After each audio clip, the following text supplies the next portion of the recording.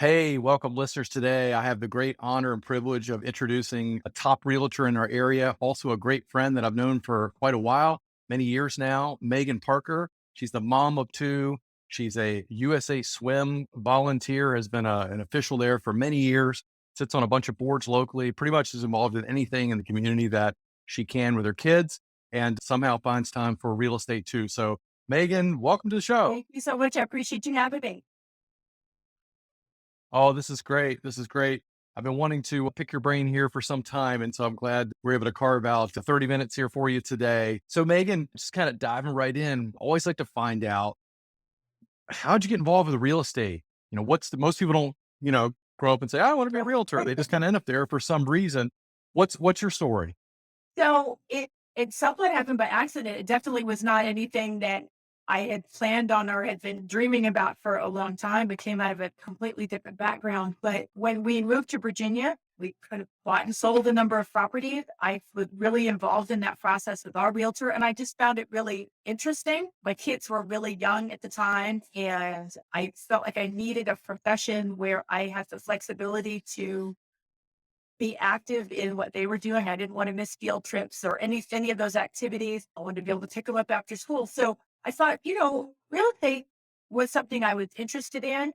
And maybe that would allow me some flexibility since you're really kind of running your own business, while you're in a brokerage. So that's how I got involved. I took some classes locally and passed my test, and I went on the hunt for a brokerage, and here I am 13 years later, so 13.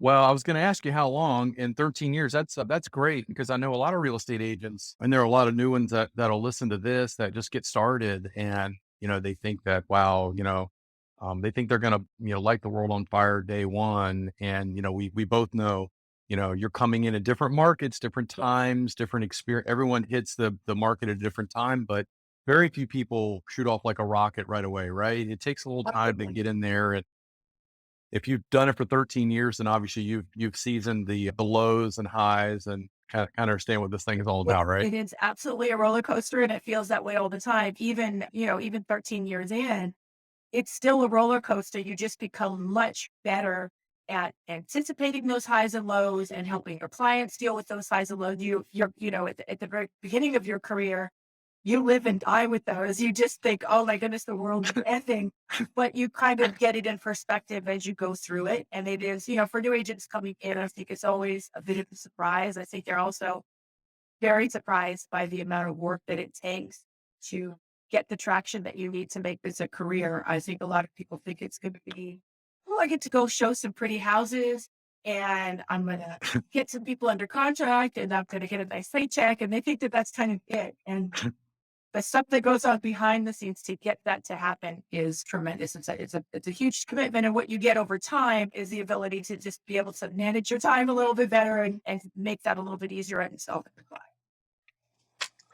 Well, you mentioned it, you hit on it here just a couple of minutes ago when you talked about, your it's a business. And, that's really the purpose of this podcast, the entrepreneurial agent. I mean, you can approach this from a standpoint of a job or a commission sales position or whatever, or you can approach it from a position of, hey, this is a business that I own and I run, and I'm the CEO of my company, even if it's only just me right at the beginning. You talk about all the things that have to happen in the background, to get traction, and even once you have traction, right, there's a lot of things that have to happen. It's like a duck on the water, right? I mean, one of the things you do as a realtor, as a successful realtor, is you're sort of the interface for all the crap, for lack of a better term, that goes on in a transaction. And your bar for your clients, hopefully, you know, they're shielded from most of that, right? They don't know what's going on. Absolutely. One of the main parts of your job, at least from my opinion, is to keep your clients insulated from the stress of the transaction, from for watching the sausage being made. And that doesn't mean that they're in the dark. Your job is to Right. provide them with your professional opinion every step of the way so that they can make the best decision for themselves. You're not making decisions for them or pushing them in any way, but there is a lot that goes into the, the negotiations, the conversations that you have, managing their expectations and keeping the stress at a minimum for them. It's buying a house is probably top two things that you will ever do in your life from a stress standpoint. And so being able to surround yourself with professionals who are going to kind of take some of that away, because no one knows how to do that. You don't come in kind of understanding, oh, I know what it takes to buy a house, and contracts and protecting myself. You don't know any of that. So you've got to be able to have someone to help kind of guide you so that you're making the best decisions for yourself and getting to whatever your goal is individually. Yeah, and it's like I've heard it said before. You can't hear the dogs that don't bark, right? So if you don't know, you don't know the questions to ask if you're on the outside. You don't know. I remember buying my first house in 19, I don't know, like 90 something or another at this point, dating myself, but I had no clue. I didn't know what to ask. I didn't know, talking about contracts. I mean, I'd never seen a contract, at that point in my life, and to know the ramifications of, it's easy to sign. And today I laugh because 90% of what we do is all digital, electronic, right? And everybody reads every line, right?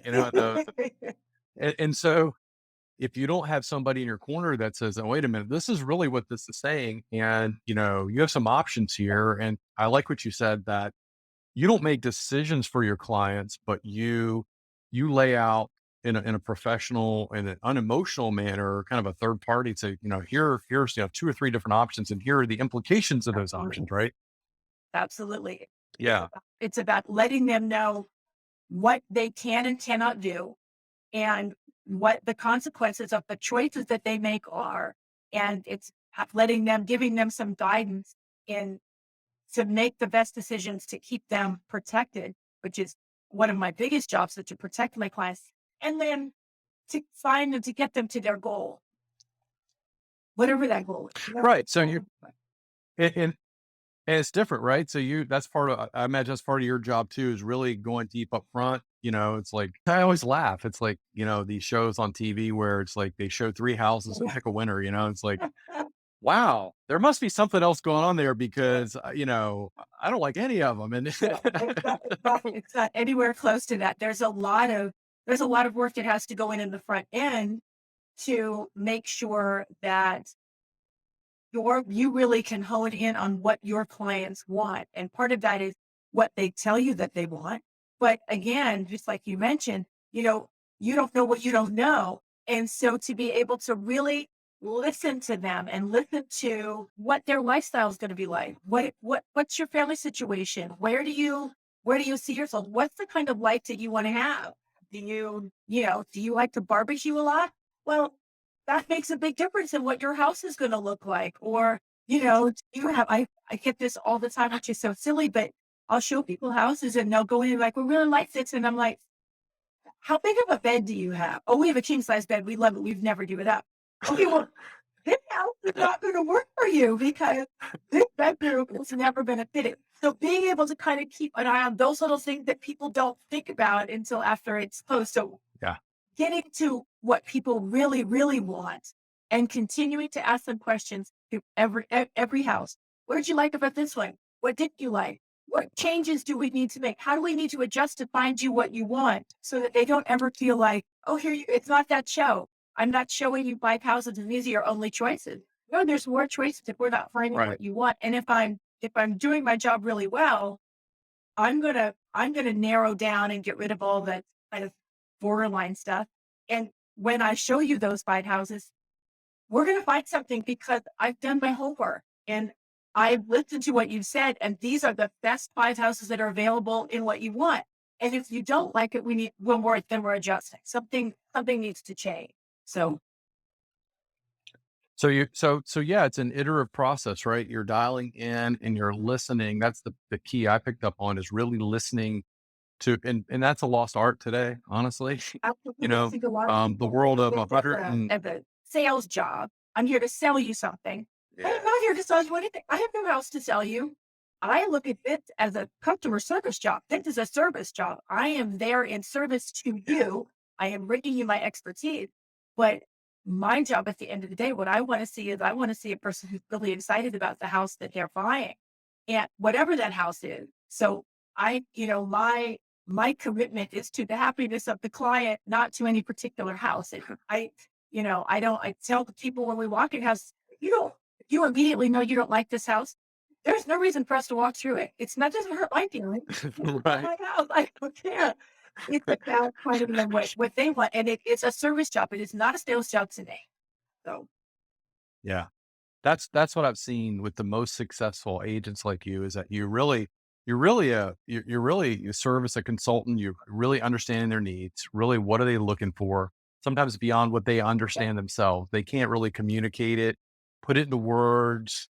I think the more you dig in, ask the questions and show them homes, the more they start to maybe put it into words a little bit what they don't like. Somebody asked me once, is like, what do you want to do?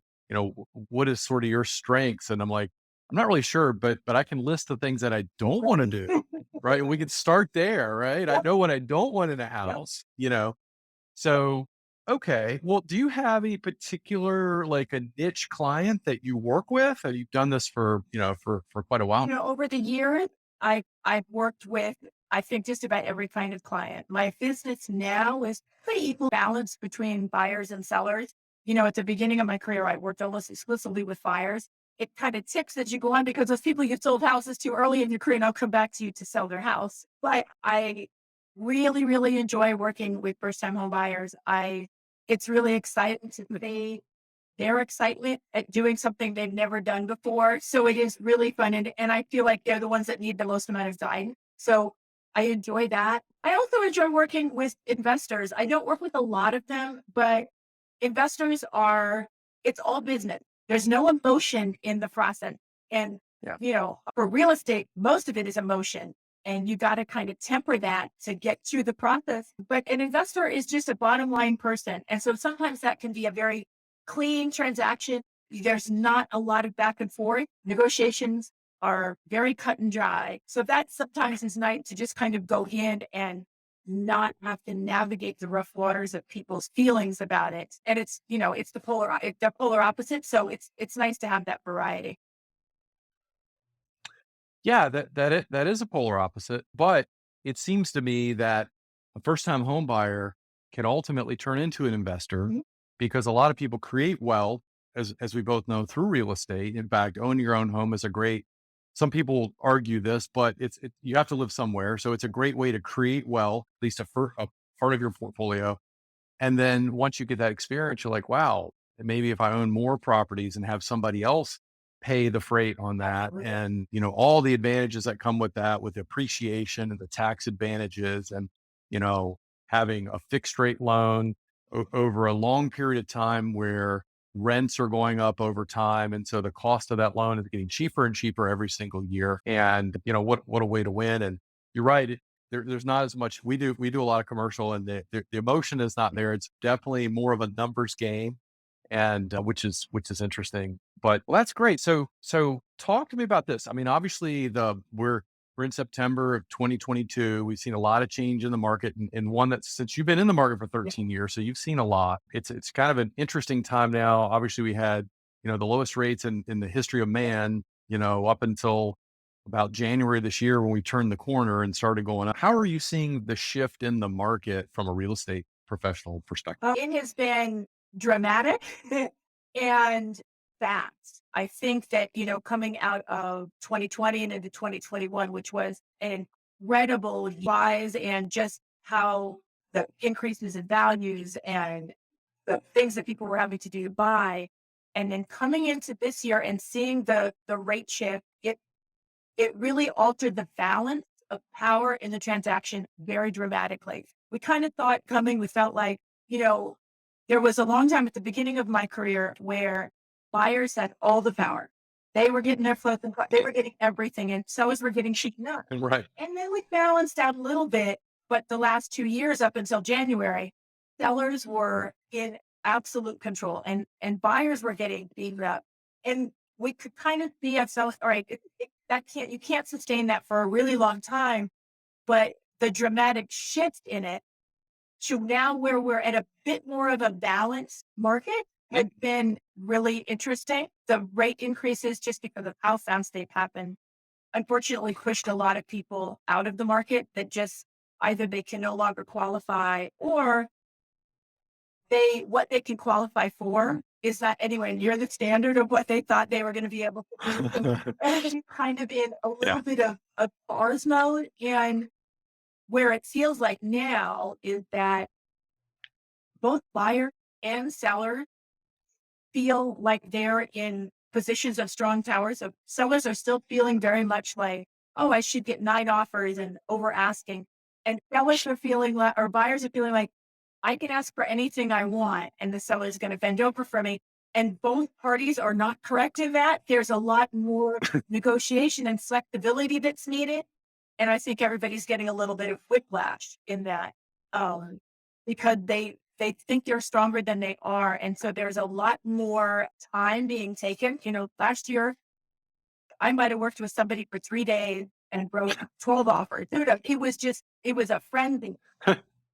And you don't have a lot of time to talk to them. You just have to kind of like give them the guidance on getting to the goal. Now, Right. buyers are definitely taking a little bit more time and are being a little bit more thoughtful. And there's a lot more conversation about the process, and a lot more educating people, both buyers and sellers, as to where their position in all of this is. And I think for a lot of agents, it's not they don't feel it's quite as easy. It's not as easy to get, to find buyers or to find people who want to sell. Everybody's kind of taking a pause. My general feeling on it, honestly, is that it's a hard business all the time. There's always your energy. You have a lot of energy that is expended. It's just a matter of where you placed it. And now you can Mhm. shift it to a different place. And there are different challenges that come up. So Well, that's interesting. So, I mean, that's a really good perspective. The balance of power shifted. We're sort of at a little of a détente between buyers and sellers. We both think we have the power, but neither of us really do. I think you hit the key word, and speaks to that idea of being around 13 years versus someone who came in 2 years ago, where they thought they were God's gift to real estate. Let's say, because now they've got all these buyers or sellers, and it's because that you know who wouldn't buy or sell, in the last 2 years, right? We're in a situation now where it's really interesting with rates higher, which I believe they're going to start moderating in the fall, which we can come back to if we have time. But for without even talking about that, you've got limited supply, right? absolutely. Still. So normally in a situation like this, when rates go up, you would expect supply to go up because people come out of the market, but you also have I believe it's 30 something percent of all mortgages out there are below 3%. So who's going to sell that house unless they have to move? Absolutely. You've got 40% in the market that are paid off free and clear. And so why would I go take a 6% mortgage, in a house that's going up, 40% value in 2 years? So you have limited supply. Yeah, you have people backing out of the market. And so it's going to be interesting from a lending perspective as we see the rates start to moderate. What's going to happen in fall? Probably, I'm thinking October, November, we're going to start to see it. If you look at the inflation numbers, which really drives those long term interest rates, they compare year over year numbers. And as we get into the October report, October last year's number was high. And so we compare this October to last October, the delta is going to be a lot smaller. So I think we're going to see a pretty good reduction in that number. The problem is that report won't come out until November. Right. So, we're still dealing with summertime in September, which we kind of thought was going to be like this. But the point is that it's a real business that requires work, right? So you have to adjust. It's not like you're gonna coast. This is not a get rich quick thing. When you serve clients, you're serving them. You talk about first time home buyers, but then you're talking about they're moving up at some point. They're maybe moving out. In our area, we have a lot of military, so maybe transferring in and out. But but that's important, isn't it? I mean, to be successful and It for the absolutely is. long term. This is at its core a relationship business. And this is not, okay, I come in and I help you and then I don't ever talk to you again. You're cultivating relationships with people and you're there to be with them over the long haul. And that is part of that building that business for agents who are, or I think anybody in business.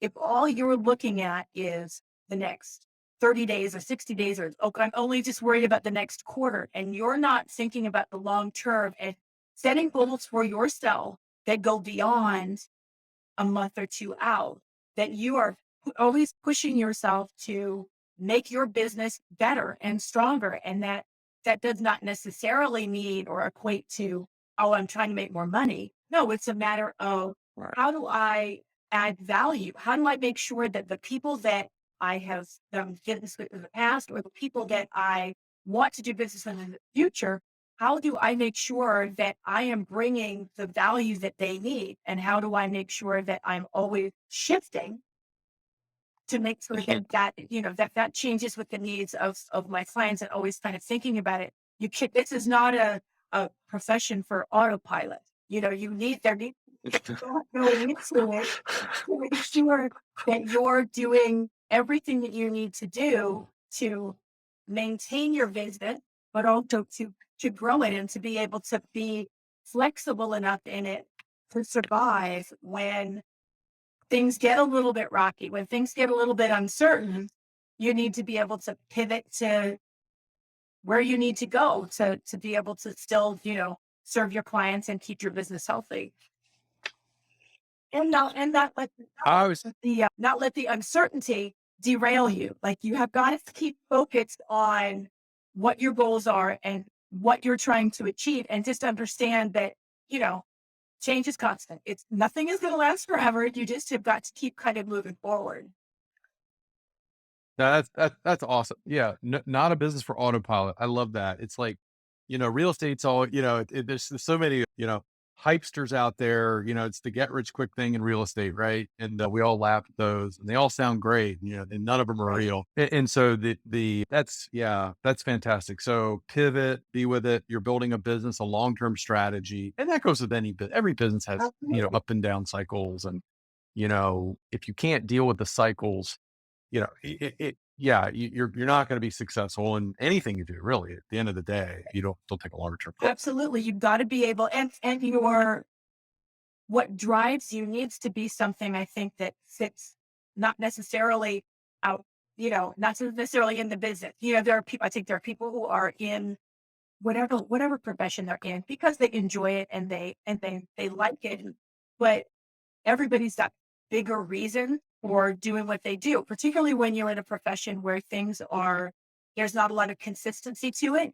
And I mean, you're in a profession that is the exact same way. I imagine you're not getting as many refis this year as you were last year, or things like that. You're always trying to find better ways to do the business. And the amount of effort that you put in sometimes it's amazing. I think for a lot of people, you just think, wow, didn't realize, there's times when you think, I didn't realize how hard this was going to be.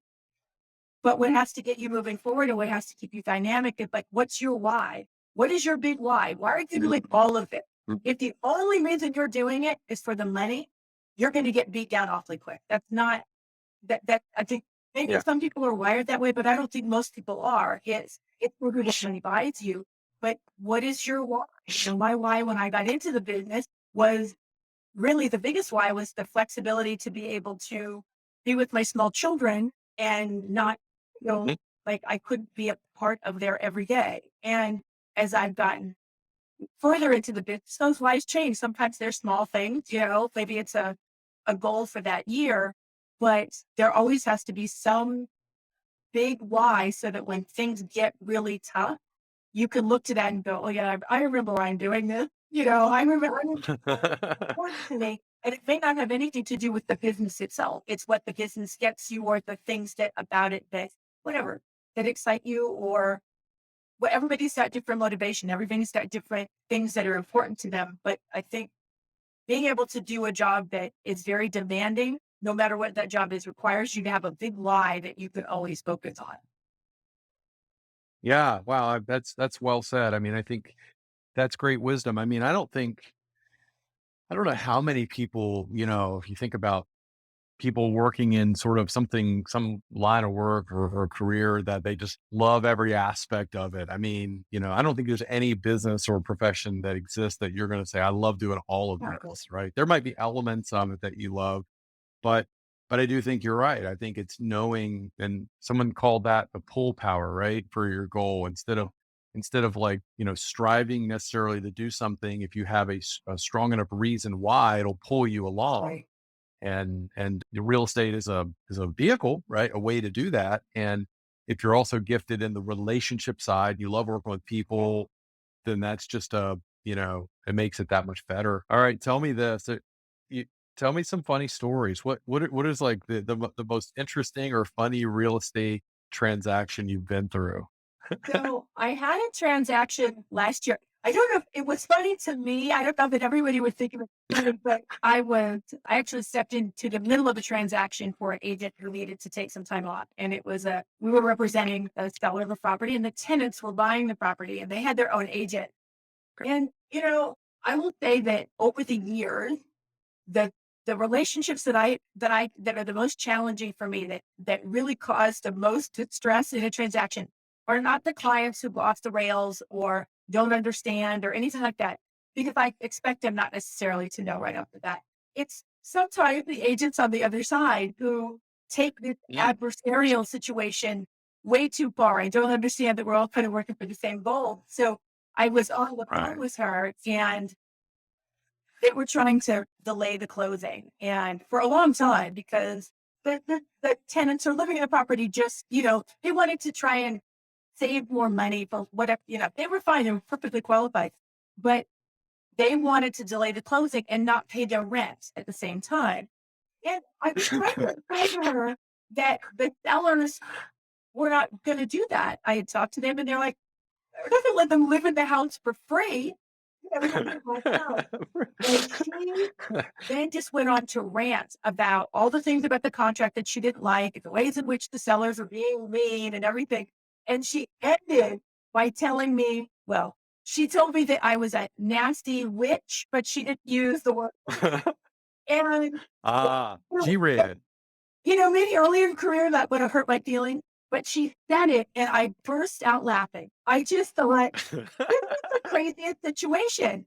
You're a professional, and you want something from me and from my clients, and you're cursing at me and giving me a hard time. And I just laughed about it. And I told her, I said, this is so ridiculous. And, we got through the transaction. It was fine. But I just thought, these are the kind of situations where you, and it's not something I would ever, it's one of those things I sort like, I talked to my others, like my coworkers, other agents in my office, told my broker about it. We're all just telling, like, can you believe this lady?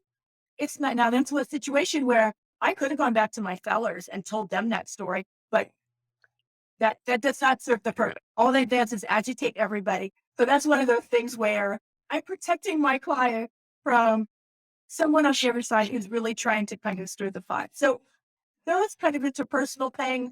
The other things are, I mean, I went and looked at a house. It was probably 3 years ago.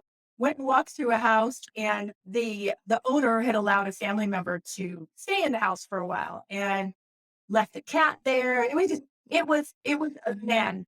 And I walked through the house, and I'm trying to make note, and I walk outside, and I'm walking to the backyard, and I'm like, I have a little itch on my ankle. And I look down and I pull up my jeans, and there are fleas all over my right socks. And I froze. I'm like, oh, you got to be kidding me. So, I look to the car, I take off my socks, my shoes. I'm trying to figure out where everything is. Everything goes in the trash. I've lost my great sneakers and stuff, and ended up, by the time I got into the car to leave, I'd been bitten probably a dozen times. Had to really get in my car because I was afraid that fleas got in my car. It was terrible. It was terrible. And I Right. felt terrible for my seller because, that family member ended up costing them. It cost us there to do huge amounts of flea treatments to kill everything, and leave like hazmat. Mm. So those funny Mm. little things where you walk into houses. And, early in my career, I had a wonderful client bought a house for me. We do client events. We try to do client events every year. He comes to every single one of them. I still see him. He's wonderful.